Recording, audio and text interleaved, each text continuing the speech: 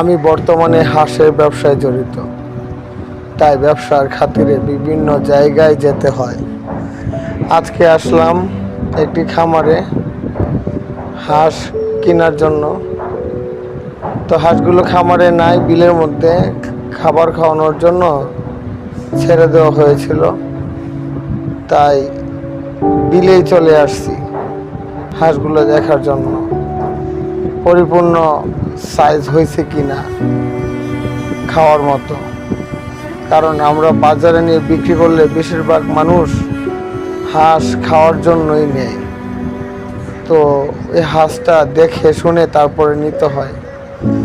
হাঁস মুরগির মতো না, হাঁস পরিপূর্ণ পুক্ত বয়স না হলে ওই হাঁস খাওয়া যায় না। তো আমরা যারা ব্যবসায়ী আছি, ব্যাপারী আছি, আমরা অনেক দিক খেয়াল করে তারপরে হাঁস কিনতে হয়, তারপরে বাজারে বিক্রি করতে হয়। আর দরকার এক কথা কি, ব্যবসার মধ্যে নৈতিকতা না থাকলে আল্লাহর রহমত থাকে না। আমি সবসময় চেষ্টা করি আমি আমার ব্যবসাটাই নীতি ধরে রাখতে। প্লিজ আপনারা আমার জন্য দোয়া করবেন, আমি যাতে সারাটা জীবন ন্যায় নীতি নিয়ে চলতে পারি এবং কোনো না কোনো ব্যবসা নিয়ে থাকতে পারি।